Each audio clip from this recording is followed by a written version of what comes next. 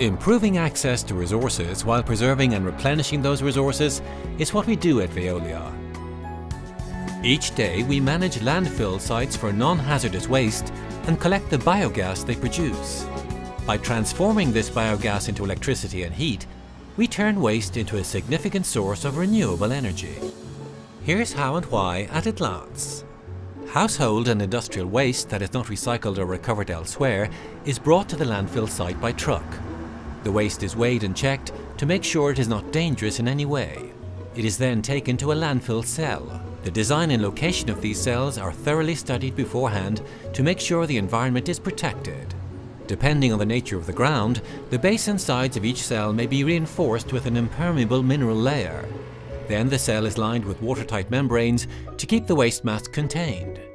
Waste is deposited in a cell in operation, then spread out and compacted. This operation is repeated, so the layers become increasingly dense as they accumulate. The rainwater that percolates through the waste forms a liquid known as leachate, which is drained off and treated. After a cell is filled to capacity, it is closed and covered with a layer of soil that is planted to ensure the site blends into its natural surroundings. The cell's environmental impact is monitored for several decades.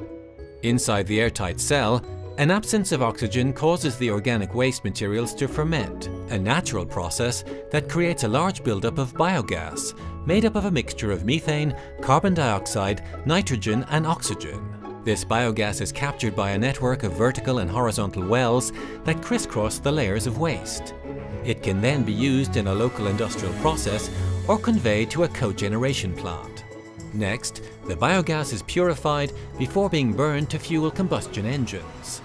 The combustion heat pushes a set of pistons, which in turn drive an alternator. This alternator produces electricity.